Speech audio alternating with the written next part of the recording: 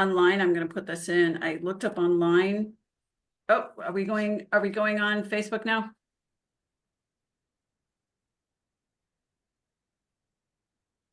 Is Kim having trouble?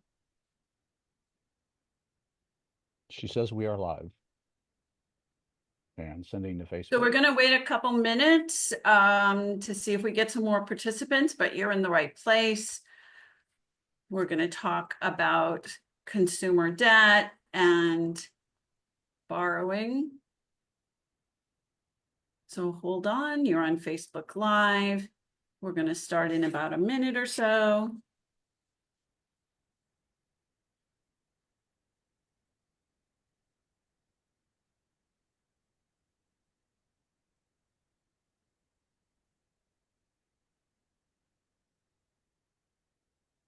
In a minute or so, we're going to start talking about consumer debt and borrowing against your tax refund.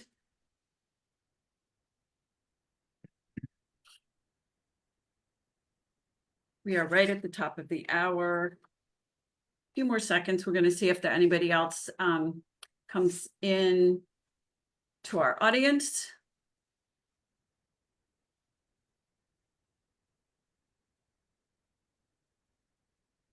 You come to the right place. Keep your cash, the truth about debt and not borrowing from yourself.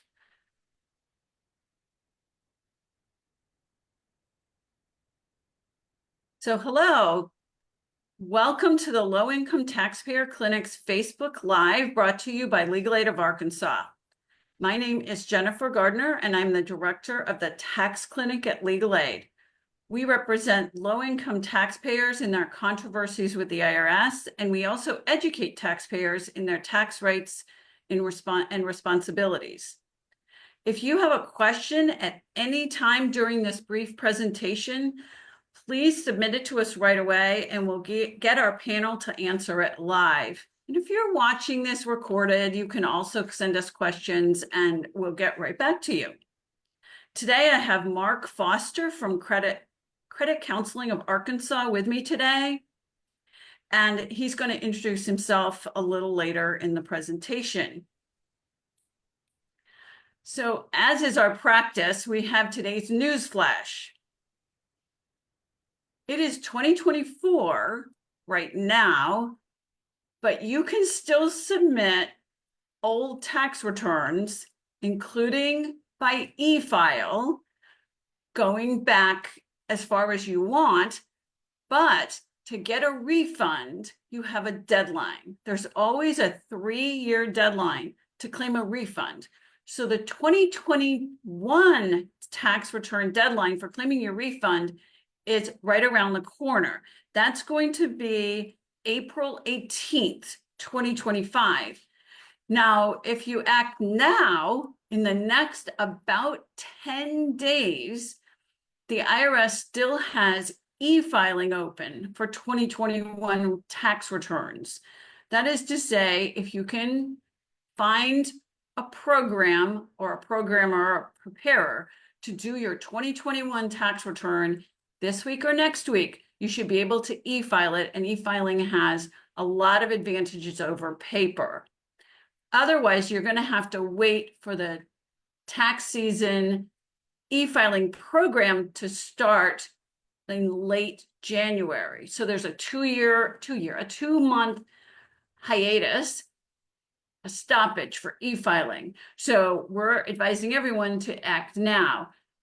You could wait till January, and if you do it in January, February, March, you have until April 18th to claim that refund. So we suggest you really act now. So today we're going to talk about what is a loan, what is it when you're borrowing money. We're going to talk about credit cards, fees that are attached to loans, interest because you're borrowing and you're paying somebody. We're going to talk about CCOA's debt management program, Mark is, and then we're going to talk about what is a refund loan against your tax refund and how to prepare your tax return for free by IRS volunteers. So, Mark, take it away. All right. Thank you very much, Jennifer. So glad to be here with you today and help share a little bit of information that could be helpful to folks. I'm the Director of Education with Nonprofit Credit Counseling of Arkansas. And a loan, just quite simply, is just borrowing money from a lender, typically a bank, maybe a credit union or other, um, and you agree to pay that back. Over time, typically there's interest involved with that, of course. There's various types of loans. There's personal loans, there's auto loans. And one of the things with auto loans is people can get too wrapped up in what's my monthly payment? And they don't look at other variables such as for how many years. 5 years or 4 years used to be the standard, and then it was 6 years. Now it's like 7 years. And so, what's my monthly payment? We need to also ask, how many years is this? What's the interest rate on this? How much am I going to be paying on interest and so forth? Student loans, a lot of times people take out quite a bit in student loans. Just remember, you have to pay that back. Um, yes, there's kind of forgiveness that's worked out for a few people. It's not all as widespread as they thought currently. And typically, you can't bankrupt student loans. So you can't think, oh, I'll just bankrupt it if I need to. There is a provision for that. It's a very small, thin thing. You could talk more on that, I'm sure, the legal aspects, but basically, generally, you can't, although there are some exceptions. And then, of course, mortgage loans. And there might be fixed, might be variable, 30-year, 40-year, no interest loans, and there's a lot of different kinds there as well. So, from our perspective, you mentioned legal perspective, a mortgage is what we call secured by a house, Mhm. normally, by real estate. And therefore, if you don't pay it back, the lender can turn around and take your house. Mhm. So that would be true for an auto loan. Correct. If What would people have to be very careful about overbuying with the car loan, just briefly.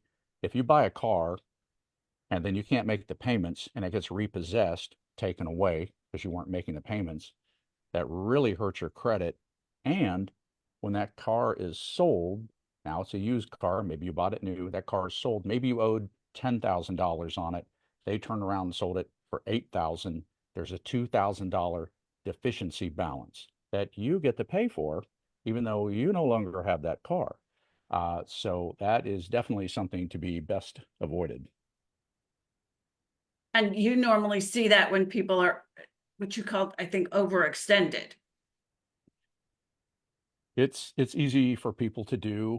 Sometimes people think, well, I can afford that right now. And maybe they can, but just kind of barely.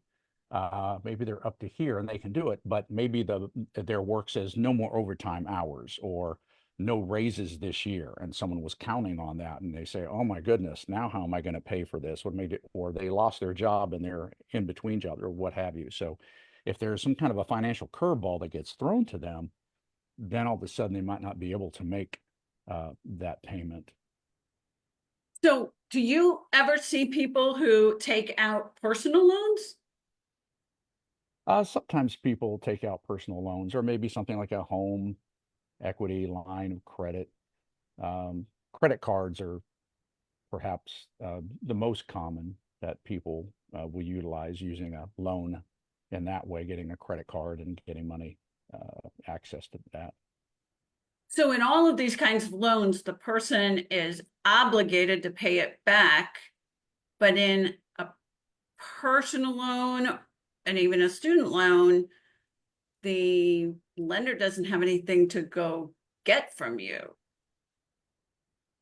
right? If there's a loan that's called secured, like you were talking about the mortgage, your house secures that, or car loan, your car, they take that away if you don't pay. There are different kinds of loans or things like a credit card. A standard credit card is typically unsecured. There's nothing to grab. There's nothing, collateral for them to get, unless you have a secured type credit card where you paid a safety deposit or something. So can be some loans that people may get where there's no collateral involved and there's nothing. So that's just one of the details you have to look at when you're looking into a loan. Is it You, secured by something or is it unsecured with nothing? right, I can think of other kinds of loans that might be secured. You might buy an appliance, right? And then if you don't finish paying for the refrigerator, then they can come and get the refrigerator. Certainly like rent to own, if you're renting an appliance, let's say, and then you're not making payments, then they may come get that item. Right. You're really, you're testing the breadth of my, I'm thinking there are loans all over the place. Wow. Okay. So tell us about credit cards. Credit cards, there are just so many out there to choose from. You probably have heard different perspectives on credit cards. They're good, they're bad, they're, you know, our attitude is they're a tool, and like any tool, they can be used wisely or misused. So if you're someone who has impulse issues and spending issues and have trouble controlling that, then you might want to have just one credit card for an emergency, or maybe not even that, if that's just too hard and you'll rack it up in no time and live off of that and so forth, and too impulsive. So it really boils down to your capacity, what you're able to do, how you utilize it, and so forth. But credit cards can help. Um, Sometimes people want to establish credit to get a car loan or a home loan. My daughter needed to establish credit a couple years ago when she bought her house, and she did that with a credit card. Um, so that can be helpful for that. Some people use it as a emergency access. You know, now an emergency fund of savings money you do have, that's the best way to go because that is your money and you can count on that being there. With credit cards, people look at that, of course, as an emergency backup too. But what creditors can do is lower your credit limit for whatever reason they want to. And that has happened. And I actually just read an article on that just about a month or so ago, where some credit card companies were doing just that and lowering the credit. So if you say, well, I got a $5,000 credit line on that card and I only owe $500 on it, so I got plenty of emergency funds I can access there if I need to. Well, unless you get a letter from the company saying, we're going to knock that down to a $2,000 or $1,500 or $1,000 credit limit. And they can do that. So it's not the same as having that money saved up in an emergency savings fund. Okay, and on this slide, you talk about interest, but we got a whole little summary about interest here. Interest, excuse me, the companies, of course, they're there to make money. They're not nonprofit. They're there to make money. And so they will hit you with interest on what you buy unless they give you a grace period of whatever, 25 days or so to pay that off in full. Then you don't get hit with any interest. So, ideally, that's the best way to go. About 60% roughly of Americans do carry a balance from month to month, will pay interest. And credit cards, they vary. I mean, maybe your interest rate is 15% or 19%. The average is about 22 to 23% right now. That's the Really? average. That's the average. There are some Wow. that are, yeah, there are some that are higher than that, 25, 27, 29, maybe higher. So, but it does pay to read the fine print of what are the fees for this card, what's the interest rate, because credit cards vary greatly from one to another. Wow. Someone asked us, do you have practical advice for avoiding debt from credit cards? Sure. One thing is, I mean, like I personally, I limit mine. I only have a couple that I have. I don't have five or seven or nine or so forth. So I have a couple myself, and I just stick with that. I aim to pay it off in full every month. If if I feel like, boy, I'm spending a little bit of money, um, I don't want to overdo it, then I may take that card and lock it up. Years ago, if it was if I struggled or whatever, I would maybe shred it, cut it up, shred it, be done with it. But there's different things you can do. Some I've heard put it in the ice, put it in a block of ice in the freezer or what have you. Uh, but certainly, if you have a problem with spending, we tell people stop charging, put the card up, lock it up, whatever you need to do, because it's hard to put out a fire if you're throwing more gas onto it. So, whatever you need to do that, whether you need to put the card in a locked place, put it in a safe deposit box, shred it, close the account. I mean, when I was 22, um, I closed an American Express account, which is a typical charge card. What you charge this month is due in full next month, not a credit card that revolves and so forth. And I was working barely above minimum wage. And I had charged up about $380, and this is many years ago. And I said, oh my gosh. So I canceled that. I said, nope, I can't have a card right now. Maybe when I'm, whatever, 24, 25 or something, I'll get one again, but not for right now. So there's different strategies, different approaches, different things that you can take. So one thing you mentioned was that the rates on credit cards, which honestly, I can't remember the last time I looked, the rate of a credit card, can be over 20%. But those other kinds of loans typically don't have interest rates that high. So credit cards are possibly the most expensive rate. There are some other kinds there's lots of different loans out there. And some loans, might be tax deductible. Um, and I want to say credit card interest rate was even tax deductible back in the mid or early It used 80s, to if I be. recall correctly. But of course now it's not. But your mortgage interest, for example, um, typically tax deductible and so forth. But yes, other loans might be have a much smaller interest rate, perhaps. Possibly because they're secured by an object. Um, Maybe, yeah. It just all depends all depends. It just varies greatly from creditor to creditor and company to company. Right. Before we talk about how you help people, and you're helping people right now, um, do you have a list of tips for someone considering taking out a loan? Now that we've talked about all different kinds of loans. One of the best things people can do is to talk with one of our certified credit counselors. And on average, they have 20, 21 years of experience doing what they do. And it's free. We don't charge for that budgeting, credit counseling, financial analysis session. It takes about an hour. They can do it in person at our Bentonville, Fayetteville, or Fort Smith office, or over the phone or online. And you'll have that financial expert sit down with you and analyze your situation and give you tips and recommendations, give you some expert feedback. This is what our folks do and have done for decades. So it's paid for by grants. People say it's free. What's the catch? And I say, I like your thinking, but it's just nonprofit grants, and more grants. And so we offer that for free. So really, that's a great way to go. It's free. There's nothing to lose.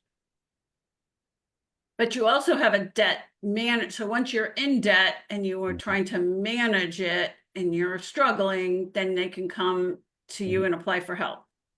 There's something called a debt management program, and it's an excellent tool to help people get out of debt. But like any tool, not every tool is the right tool for every job. So we're able to look at the numbers and show people, in your case, here's what it's going to do. It's going to, stop you getting hit with late fees and over the limit fees and lower your interest rates. And it could save you, your interest rates will go from whatever, 19% down to 9% or whatnot. And you also have a little bit smaller monthly payment so you can breathe. Um, but the way that a debt management program works is a person would pay us one payment a month, whatever that payment might be, let's say $400. And then we send it out to their Discover card, Citibank, um, Capital One, and so on. a lot of people like it from that standpoint alone. Well, I pay you for my 7 or 8 creditors and you pay all of them. That's a nice bonus, but that's not really why it's there. But it's there as a way to help people get out of debt, to pay back the principal that they owe in full within 3 to 5 years' time, and get a break on interest rates at the same time. It's really a win-win. The creditor's getting back the, let's say, $2,000 principal that you owe them, but you're also getting a break on not getting slammed with late fees and over the limit fees, and your account is re-aged or brought current within a few payments typically, and your interest rates go down too, and maybe your monthly payment is dropped so you can breathe a little bit easier financially. So it's not debt settlement. Debt settlement sometimes is confused with that. Debt settlement is settling a debt for less than what you owe. On the debt management program, you're paying back that principal in full. But with debt settlement, you're paying less than what you owe, maybe $1,000 or $1,100 out of the $2,000 debt. What people don't typically know is that does typically really hurt your credit a lot. That can hammer your credit score, and the IRS typically will treat forgiven debt of $600 or more as earned income, meaning they will tax you on that forgiven debt. So if you were forgiven $1,000, surprise, you're going to get to pay tax on that forgiven $1,000 at tax time. And a lot of people say, oh, I didn't know that. Right, and we help people with that process of sorting through that well, of course, after the fact. Yeah. So, do you help people settle their debts, or do you send them to someplace else, or do you ask them to do it on their own? We don't typically settle debts with people. The debt management program exists as an alternative to bankruptcy and as an alternative to debt settlement. So for the debt management plan, people can go. It's a $40. I didn't mention this yet. There's like a one-time $40 startup fee, and then a monthly fee typically of like $15 to $45. But that's something that can be a godsend for helping people pay back what they owe in full within 5 years' time. Right. Okay. Well, and we're gonna, at the end of our slides, we will show how to get in touch with CCOA, but you can certainly Google it. Oh, we already covered this, I think. But talk to me about building your credit. What do you mean by building your credit? How someone can build their credit? Yeah. Typically, if you're going to want to buy something like a car, certainly a home, most people can't pay cash for maybe a car, or certainly a new car or a home, so they need credit. So people need to establish, like my daughter did, credit so that she could get that home loan. So she had to go to the bank, and she had to get a credit card, secured card. They wouldn't give her an unsecured card. They said, well, you're new to credit, so you're going to have to pay a safety deposit. And she paid whatever that was, and then they issued her a credit card, and she was able to build up credit that way. And this is something that you counsel people about, how to take the steps, baby steps. Yes, yeah, we can help tell people what they can do to establish that credit so that they can achieve their goals. That might be to buy a car or get a home loan or something else. Right. So we know that there's a lot of credit out there. People take out a lot of loans, and it sort of makes the world go round. You need to be careful, because we just talked about problems you can get into and being overextended. So what we confront at the Low Income Taxpayer Clinic is a lot of taxpayers go to a tax return preparer. And I know you've seen all the ads on television, or even on radio, on billboards, to take out a refund loan. They can be called a refund advance. The IRS can call them a refund anticipation check or loan. And it gives you an advance, something out of your future refund. but it's only out of your expected refund. Of course, you could end up with a disaster if you don't get that refund, and now you owe the money and have no way possibly to pay it back. Well, we worry about this for a lot of reasons, but there are lots of fees associated with getting a refund loan. Typically, the person applying for the loan is doing it in December or in January, and they go to the paid office, the office of paid preparer, and they possibly check your credit, but they also try to predict how much of a refund you're going to get. And then they have you sign paperwork that is complicated and long and technical, and it's way longer than a credit card application, and goes on for pages, and you can't figure out what is going on. And many of the costs are hidden and completely avoidable. There's a fee for this and a fee for that and a fee for this. And then on top of that, the interest for how long you're going to have this loan open until you get your refund. God forbid your refund is delayed, because then you're borrowing it for a longer period of time at often an extremely high rate of interest. So we really counsel people against taking out refund, what we call a refund loan. This is our flyer that we distribute, and I post pretty much everywhere, where we warn people, please don't take, there must be an alternative. We don't know what those, we're going to talk about that in a second, but try to think of an alternative. Unfortunately, we see a lot of taxpayers come to us because they get tangled up with the preparer and the bank in this whole process in getting their money out. And it can be months to untangling it. Nobody can figure out where their money is. So instead, we would rather you not take out a loan. Mark, do you have any advice for alternatives to getting a tax refund loan? We sort of are going to rehash maybe some of what you've said a bit. It can be very expensive. I remember those days looking at, can I get the money quicker? But boy, this is expensive. So just kind of planning for that ahead of time, maybe set a few dollars away in a little emergency fund, using a credit card. So a couple of those things might be helpful to you. Trying to cut back in another area for now. Well, I'm not going to go out to eat this month or what have you, to offset my expenses a little bit, to make it easier on me to make ends meet until I can get this. So there's some different strategies that people can utilize to help them get through that without doing the tax refund loan.